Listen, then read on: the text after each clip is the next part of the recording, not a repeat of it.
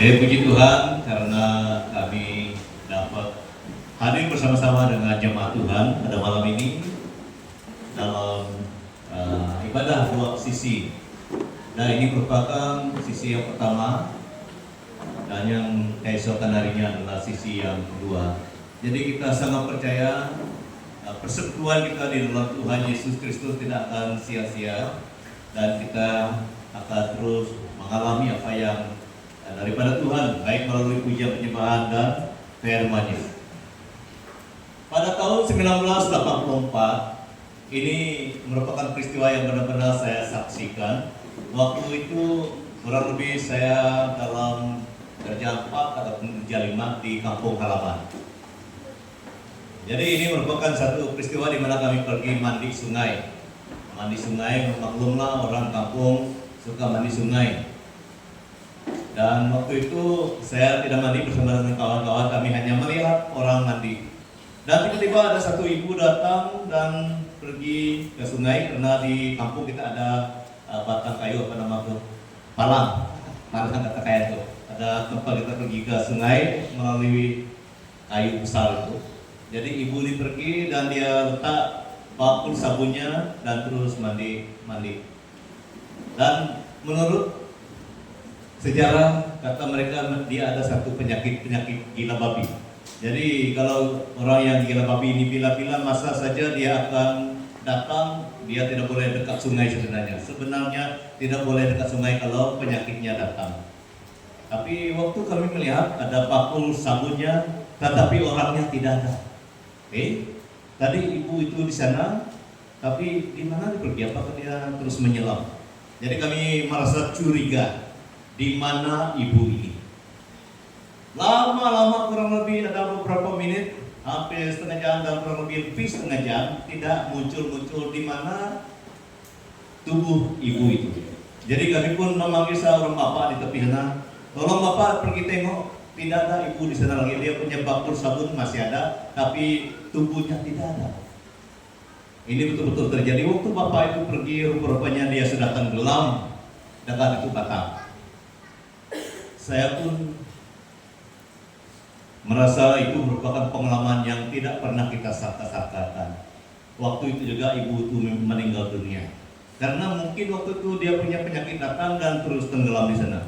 Jadi menurut kami suku Kayan ataupun suku yang lain juga mungkin begitulah, tidak boleh dekat sungai kalau orang yang berpenyakit seperti itu. Kalau dia dekat sungai, penyakitnya datang memang dia akan terus tenggelam. Jadi itu merupakan yang saya sendiri saksikan, yang pernah saya melihat dengan mata kepala saya di mana orang mati lemas waktu mandi sungai.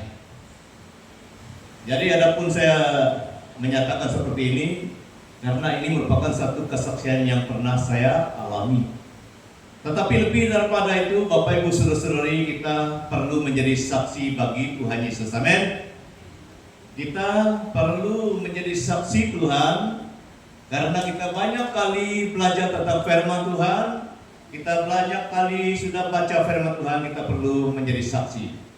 Jadi malam ini saya mau membawa kita belajar satu firman Tuhan dari Filipi pasal 1, 21 sampai 25. Firman Tuhan berkata demikian, karena bagiku hidup adalah Kristus dan mati adalah keuntungan. Tetapi jika aku harus hidup di dunia ini, itu berarti bagiku bekerja memberi buah. Jadi mana yang harus kupilih? Aku tidak tahu. Aku didesak dari dua pihak. Aku ingin pergi dan diam bersama-sama dengan Kristus. Itu memang jauh lebih baik. Tetapi lebih perlu untuk tinggal di dunia ini karena kamu itu adalah jemaat Tuhan. Dan dalam keyakinan ini tahulah aku akan tinggal dan akan bersama-sama lagi dengan kamu sekalian supaya kamu makin maju dan bersukacita dalam iman. Ini merupakan hal yang perlu terjadi dalam kehidupan kita seperti yang terjadi dalam Rasul Paulus. Rasul Paulus pada mulanya memang dia adalah orang yang tidak kenal Tuhan, tapi waktu dia kenal Tuhan, dia mau menjadi saksi Tuhan. Selagi dia ada peluang. Seperti mana saya menyaksikan peristiwa yang menyedihkan di tepi sungai, sampai hari ini saya tidak pernah lupa. Demikian juga kita di dalam Tuhan Yesus Kristus. Semenjak kita menjadi orang Kristen, orang yang percaya pada Tuhan, kita perlu menjadi saksi Tuhan. Menjadi orang yang memberitakan tentang Tuhan melalui tingkah laku kita, bukan berkhotbah saja, saudara. Bukan berkhotbah saja. Menjadi saksi Tuhan itu adalah menyaksikan kebaikan Tuhan, kebenaran Tuhan, kasih Tuhan melalui seluruh kehidupan kita. Amin. Itu saksi Tuhan, bukan hanya berkhotbah. Jadi kita tidak boleh katakan lalu pikirkan bahwa bersaksi itu hanya berkhotbah saja. Tidak. Bersaksi itu adalah seluruh kehidupan kita.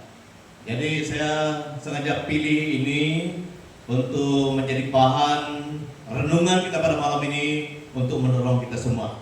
Memang kamu sudah banyak kali bersaksi, tetapi malam ini saya mendorong terus menerus melalui firman Tuhan ini. Seperti mana seorang bernama Yesaya. Yesaya adalah orang jahat seperti kita. Waktu dia melihat kemuliaan Tuhan, Serafim yang dikatakan oleh firman dalam Yesaya 6 itu adalah malaikat yang mempunyai 6 sayap. 2 sayap menutup kaki, 2 sayap menutup muka, 2 sayap untuk dipakai untuk terbang-terbang. Serafim ini kalau menurut kajian Alkitab, ini merupakan kategori ataupun golongan malaikat yang tinggi, yang dekat dengan Tuhan. Dan itulah yang dilihat oleh Yesaya. Dan Yesaya berkata, celakalah aku, karena aku adalah seorang yang najis bibir. Najis bibir artinya orang yang tidak mengeluarkan kata-kata yang baik. Tetapi mataku telah melihat, kata Yesaya. Jadi dari sana Tuhan katakan, ini para, dan dia menguduskan Yesaya dengan satu perkara yang aneh, dengan bara api. Itu adalah pengalaman dia. Tetapi cara Tuhan mengudus kita tidak mungkin sama dengan yang satu, tidak mungkin sama dengan Yesaya. Cara Tuhan menguduskan hidup kita dengan firman Tuhan dan Roh Kudus. Apabila Yesaya sudah dipulihkan oleh Tuhan melalui malaikatnya itu, Tuhan berkata kepada Yesaya, siapakah yang mau kutus? Sesudah Yesaya sadar bahwa dia sudah dipulihkan oleh Tuhan, dia katakan, ini aku, utuslah aku. Bapak Ibu saudara-saudari, sebagai orang Kristen kita perlu mempunyai satu komitmen seperti itu. Ini aku, utuslah aku menjadi saksimu Tuhan. Seperti mana yang kita belajar dari surat Paulus kepada Filipi, jemaat di Filipi.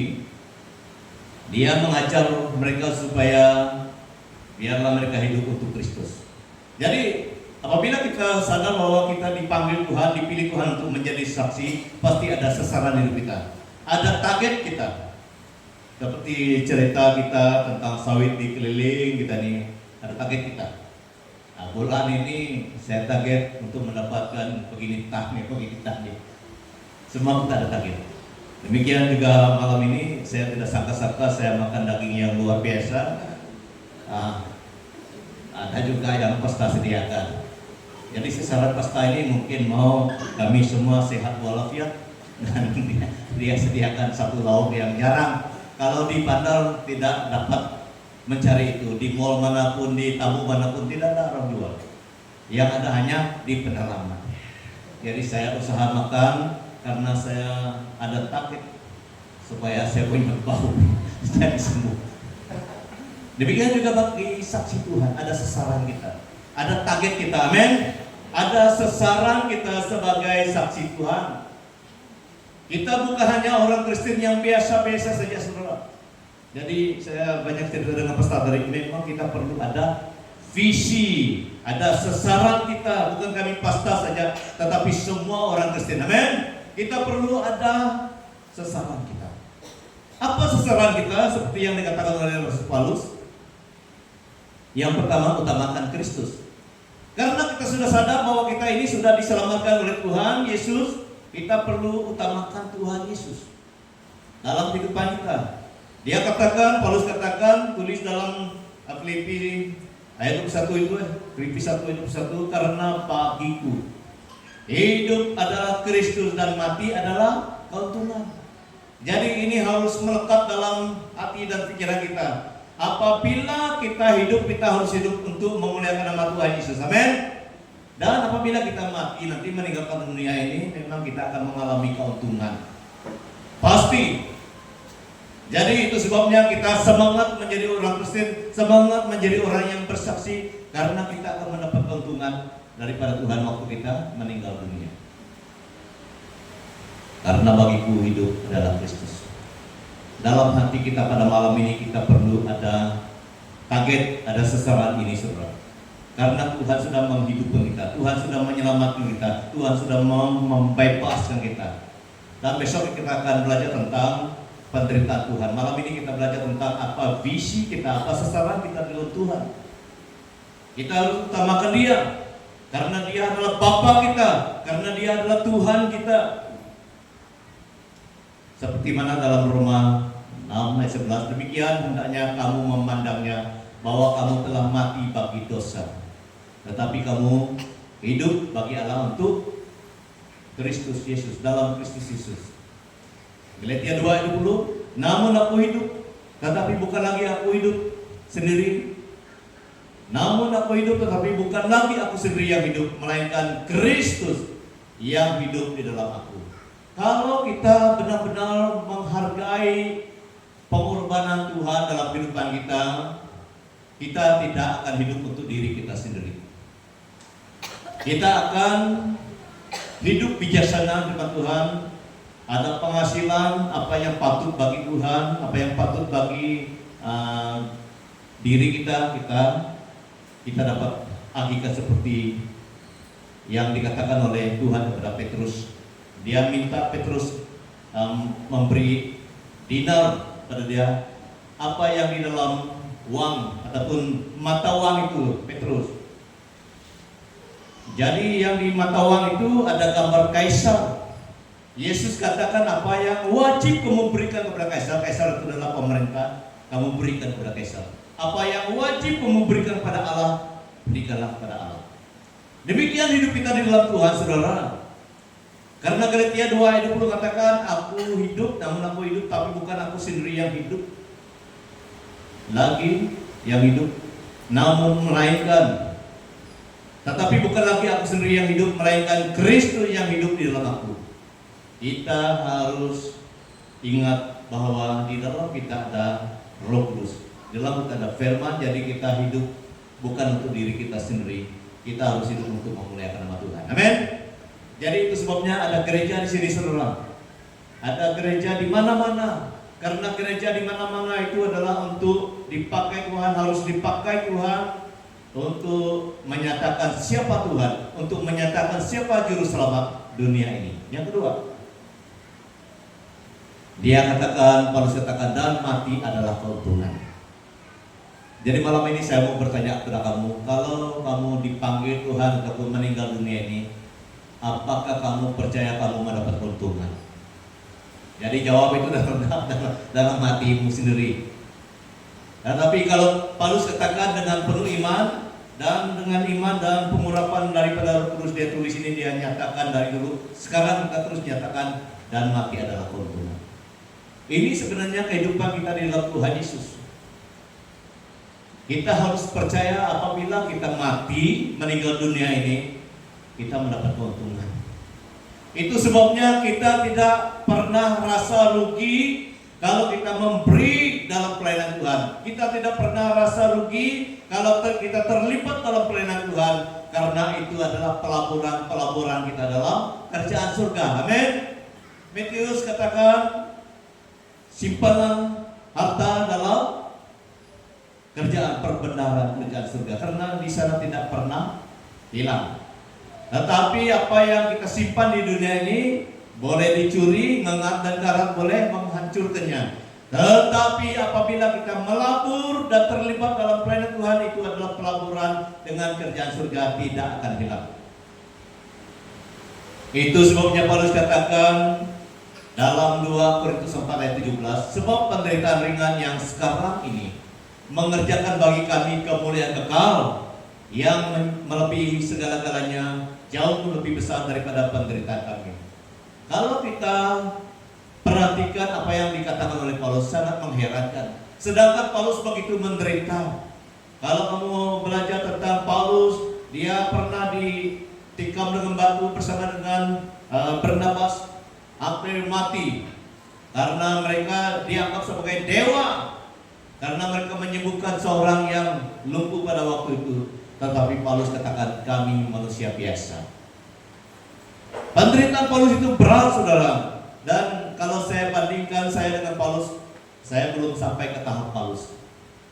Sangat menderita sebenarnya, tetapi kenapa dia katakan penderitaan yang dia alami di dunia itu begitu ringan dibandingkan dengan kemuliaan yang dia akan terima waktu dia jumpa Tuhan.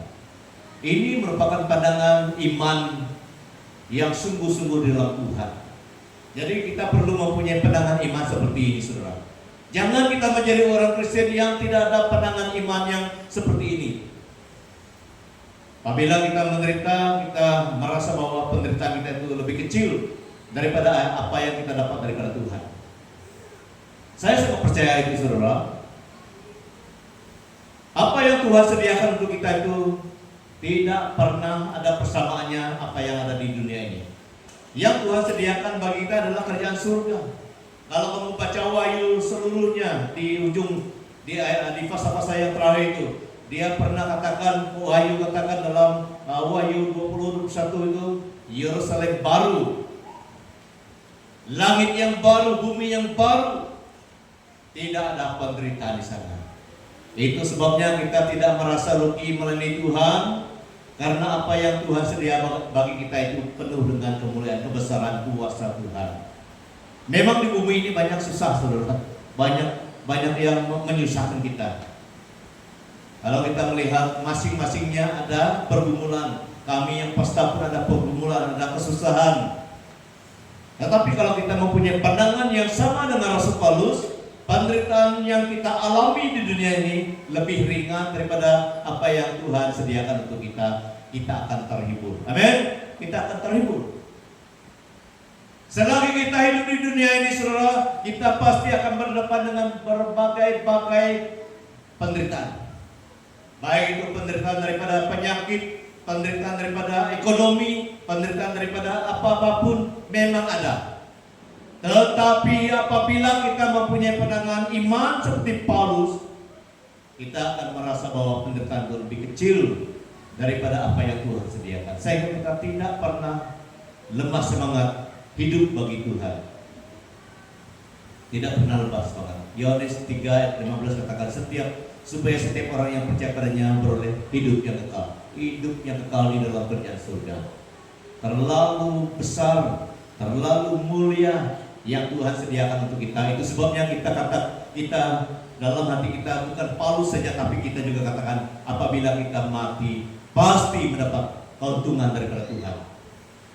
Jadi saya mau uji hati kita pada malam ini. Apakah kita pernah mengalami pengakuan iman seperti ini? Perlu ada, kalau belum ini perlu ada perubahan, perlu ada perubahan. Kita perlu percaya apabila kita meninggal dunia ini, kita akan mendapat keuntungan. Ini bukan tulisan biasa, saudara. Ini adalah sesuatu yang perlu ada dalam hati dan hidup semua orang percaya kepada Tuhan Yesus. Bukan kepada Paulus saja. Bukan hanya Paulus saja yang mempunyai pandangan iman seperti ini, tetapi harusnya kepada kita semua. Amin. Jadi mulai saat ini apapun penderitaan yang kita alami, dari segi kesehatan, dari segi ekonomi, dari segi apa-apa, kita harus mengatakan itu ringan saja dibandingkan daripada apa yang Tuhan sediakan. Supaya kita semangat, supaya kita berkobar-kobar hidup bagi Tuhan. Yang kedua, jadikan coba penting. Yang kedua, yaitu bekerja memberi buah. Ini sasaran kita. Yang pertama tadi adalah, yang pertama itu utamakan Kristus. Yang kedua, sasaran hidup kita adalah bekerja memberi buah, bukan buah kelapa sawit, saudara, tetapi kesaksian hidup kita. Jadi ayat 22, tetapi jika aku harus hidup di dunia ini, itu berarti bagiku bekerja memberi buah. Jadi mana yang harus kupilih aku tidak tahu, kata Paulus. Next, ketiga. Buah yang dikatakan itu adalah apa yang kita sudah dapat daripada Tuhan. Kesaksian hidup yang penuh dengan kasih, yang penuh dengan sukacita, yang penuh dengan damai sejahtera, yang penuh dengan kebenaran, dan bukan saja buah rohani, tapi ada kesaksian yang kita nyatakan daripada kebenaran firman Tuhan yang kita belajar. Coba tanya diri sendiri, berapa lama sudah baca firman Tuhan, berapa lama sudah menjadi orang Kristen. Jadi apabila kamu sudah begitu banyak diajar firman Tuhan, begitu banyak mengenal firman Tuhan, itulah yang sebenarnya kamu sampaikan, nyatakan melalui hidup kita, itu adalah buah. Next. Itu yang dikatakan buah oleh Paulus. Kita harus nyatakan itu. Jadi jika aku harus hidup di dunia ini, harus berarti memberi buah, menyatakan apa yang kita belajar daripada Tuhan melalui firman-Nya. Baru-baru ini kita sudah pergi Rumah Put kan? Sudah pergi Rumah Put. Apa yang kamu belajar di Rumah Put 2-3 hari? Jangan hanya pergi, tidak melakukan apa yang diajarkan di mana-mana kamu belajar. Jadi di tempat ini kamu sudah belajar berapa kali firman Tuhan. Di tempat-tempat lain, saya rasa kamu pernah pergi kebaktian di tempat-tempat lain, di Miri. Di mana-mana kamu pergi, mungkin kamu adalah berasal daripada kampung Longlaput kah, kampung Berian kah, dan kampung mana-mana, kamu pasti mendengar banyak firman Tuhan. Itulah yang kita saksikan. Jadi Yesus katakan satu perumpamaan, yang ditabur di tanah yang baik adalah orang yang mendengar firman itu dan mengerti, dan karena itu ia berbuah, ada yang 100 kali lipat, ada yang 60 kali lipat, ada yang 30 kali lipat. Untuk menghasilkan buah, untuk menjadi orang yang menyaksikan kesaksian hidup sesuai dengan firman Tuhan, kita perlu menjadi tanah yang baik. Ada 4 jenis, tapi ini saja yang menghasilkan buah. Yang pertama itu tanah jalanan, tidak ada hasil. Yang kedua tanah yang berbatu, tidak ada hasil. Yang ketiga tanah yang penuh dengan belukar, tidak ada hasil. Yang terakhir tanah yang baik, tidak ada halangan. Jadi ini menunjukkan kepada hati kita. Hati kita tidak terikat dengan apa-apapun, dan kita harus menjadi tanah yang baik, di mana benih firman Tuhan jatuh ke dalam hati kita. Bukan hanya menjadi pegangan kita, bukan hanya menjadi kenangan kita, bukan hanya menjadi pengertian kita, tetapi harus dilakukan. Sehingga orang melihat tentang kasih yang kita belajar dari firman Tuhan akan nyata daripada kehidupan kita. Kasih benar-benar terjadi. Dan kebaikan, kesetiaan, kekudusan dan sebagainya harus terjadi, harus dinyatakan, karena kita menjadi orang yang memiliki hati yang seperti tanah yang baik. Jadi Tuhan mau kita menjadi orang yang seperti tanah yang baik itu, memiliki hati yang dapat menghidupi benih firman yang pernah kita dengar, sehingga kita menghasilkan buah 100 kali lipat, 60 kali lipat, 30 kali lipat. Dan itu tergantung kepada berapa banyak benih yang kita dengar, dan berapa setianya kita mengikuti apa yang dikatakan oleh benih firman itu. Yang seterusnya, ini merupakan yang ketiga, sasaran kita menjadi orang yang sebagai saksi Tuhan, kita harus berkorban demi tubuh Kristus. 23-24, aku didesak dari dua pihak. Aku ingin pergi dan diam bersama-sama dengan Kristus. Itu memang jauh lebih baik, tetapi lebih perlu untuk tinggal di dunia karena kamu. Ada satu yang dikatakan dalam Rasul Paulus dalam satu bagian 1 Korintus 12 dan juga yang 11, dia menggambarkan kita sebagai orang percaya itu seperti tubuh Kristus. Tuhan Yesus adalah kepala kita. Kita yang lain itu sama-sama di dalam tubuh. Ada yang kaki, ada yang tangan, ada yang mata, dan sebagainya. Jadi walaupun kita diberi karunia dan juga talenta yang berbeza-beza, itu artinya kaki, tangan, dan mata itu, tetapi kita bersatu di dalam tubuh Kristus yang sama. Artinya kita harus saling memperhatikan satu dengan lain. Dan yang seterusnya, dia juga tahu bahwa aku ingin pergi dan diam bersama dengan Kristus. Itu memang jauh lebih baik. Karena Paulus juga pernah mengalami satu penglihatan. Dalam 2 Korintus 12 ayat 2, aku tahu tentang seorang Kristen 14 tahun yang lampau, entah di dalam tubuh, aku tidak tahu, entah di luar tubuh. Aku tidak tahu, Allah yang mengetahuinya. Orang itu tiba-tiba diangkat ke tingkat yang ketiga dari surga. Jadi waktu kami belajar tentang ini adalah pengalaman Paulus sendiri. Walaupun tulisannya seperti tidak tahu, tapi sebenarnya rohnya sendiri pernah diizinkan oleh Tuhan pergi ke surga. Dan itulah dia katakan, aku ingin pergi bersama dengan Kristus. Itu memang lebih baik. Tetapi belum masanya pergi ke sana waktu itu.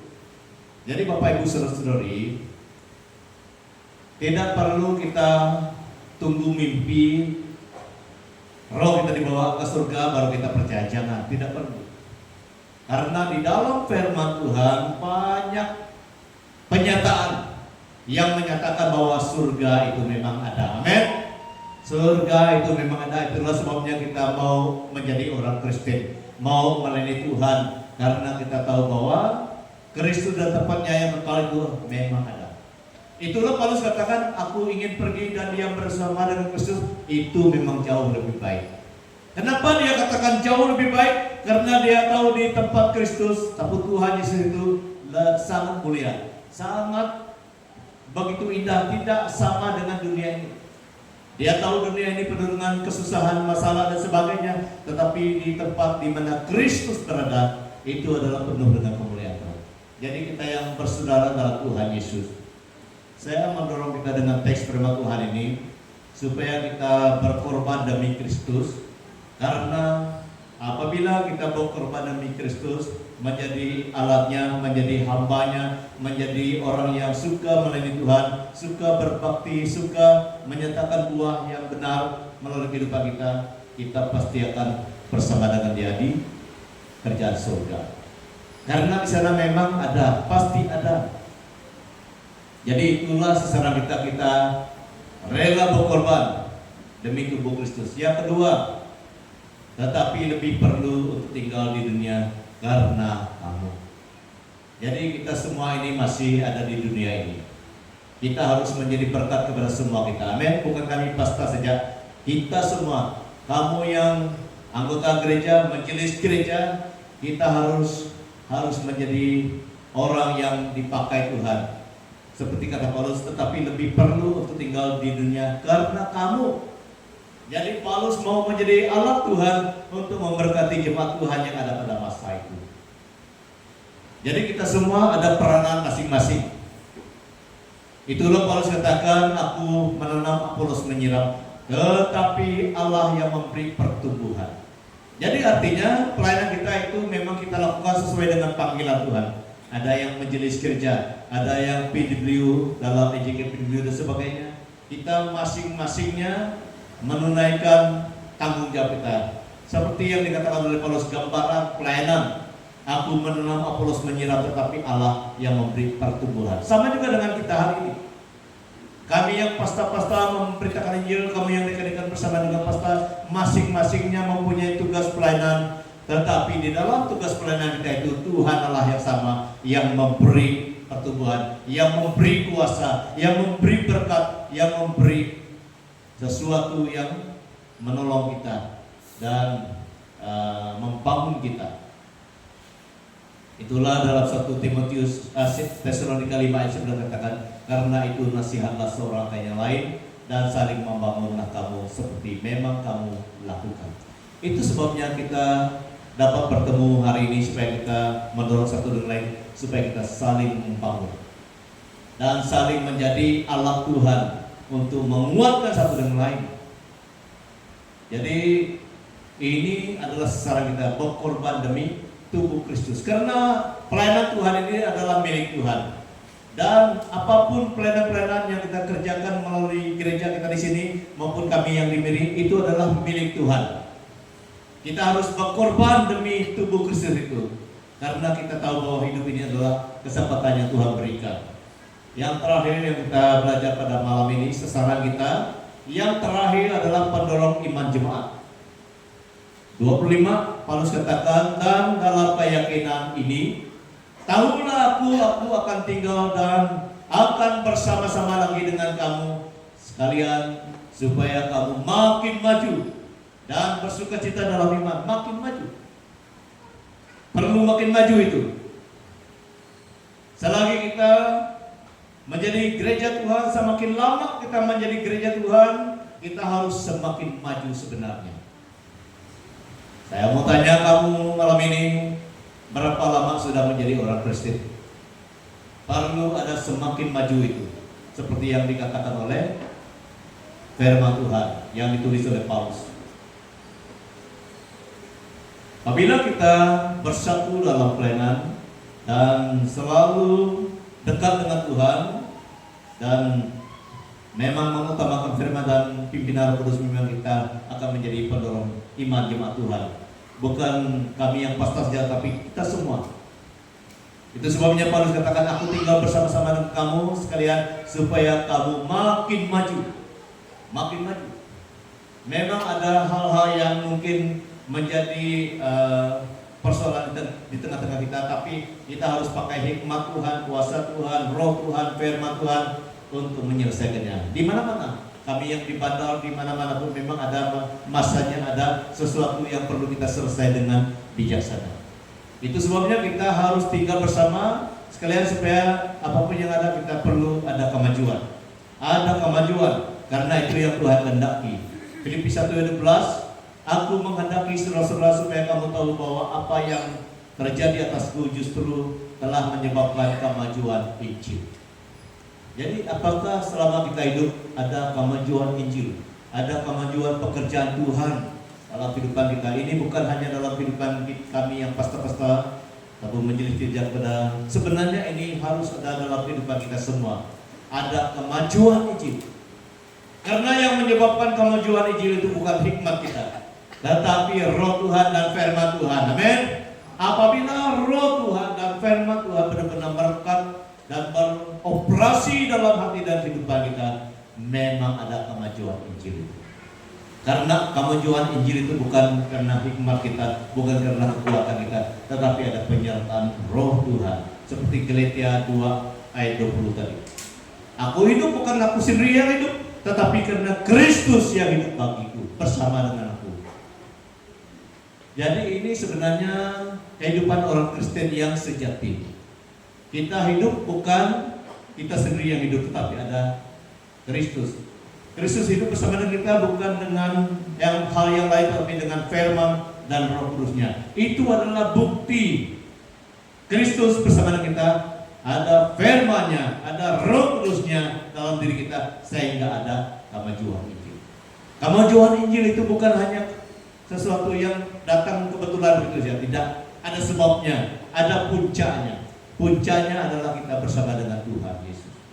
Jadi kita semua adalah gereja Tuhan, baik kami yang datang dari Miri maupun kamu yang di sini, kita adalah gereja Tuhan. Seperti kata ketua dekan tadi, ini bukan gereja siapa-siapa, ini gereja Tuhan. Nah, itu betul, amin. Ini gereja Tuhan. Jadi kami datang bersama dengan kamu, kita menyembah Tuhan yang sama, kita bersatu dalam roh Tuhan yang sama. Jadi biarlah kehidupan kita itu menjadi alat Tuhan, menyebabkan ada kemajuan Injil. Ada kemajuan Injil. Sebab itu berdiri teguh dan berpeganglah pada ajaran-ajaran yang kamu terima dari kami, baik secara lisan maupun secara tertulis. Inilah sebab-sebabnya bagaimana Kemajuan itu boleh terjadi karena kita tetap berpegang kepada ajaran-ajaran Tuhan. Baik kita terima secara mulut, lisan, ataupun yang ditulis. Karena Paulus banyak menulis surat penggembalaan. Itulah yang membuat jemaat Tuhan bangun dan kuat, karena mereka gunakan apa yang diajarkan oleh Paulus melalui suratnya, melalui khotbahnya dan sebagainya.